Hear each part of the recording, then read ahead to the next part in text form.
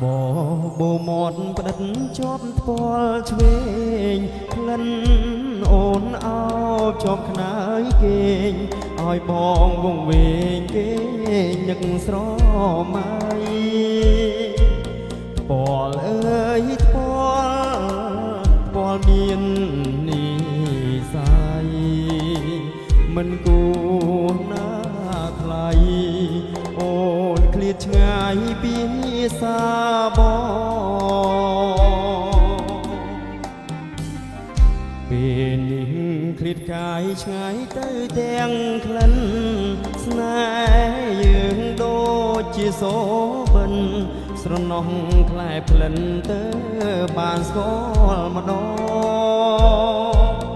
មិនគូកម្មឲ្យព្រាត់នួនល្អស្រណោះបងកងស្គាល់តែលំអងនឹងក្លិនស្រីបងយំសួរពុកមិនព្រមឆ្លើយបងស្រែកនៅសួរខ្នើយមិនចេញស្ដីបងផ្ដាំតាមខ្យល់ក្រែងបានដល់ស្រីក្លិនអើយនៅថ្មីឲ្យបងសន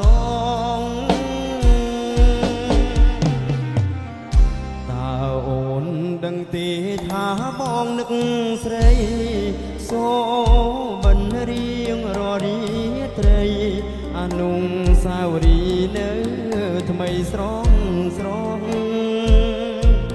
វល់វងវែងភ្លេចអ្វីទាំងអស់មើលសែ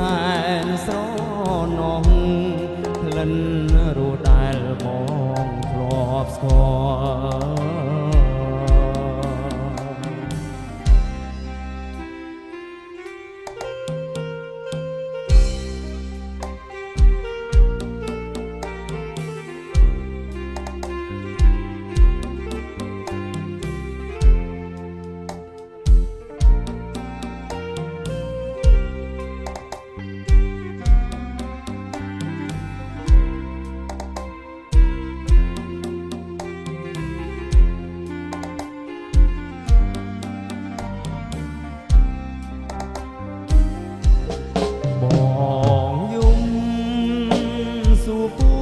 ពុកមិន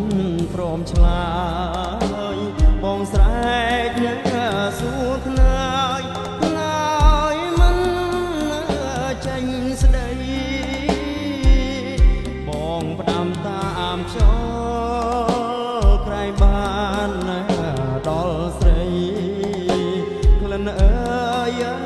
នៅថ្មីឲ្យបងស្រណោះ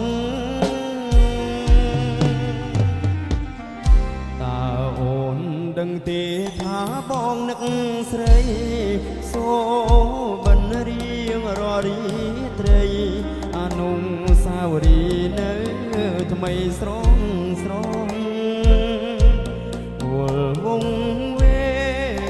ងភ្លេចអ្វីទាំងអស់មើលសែនស្រណោះក្លិន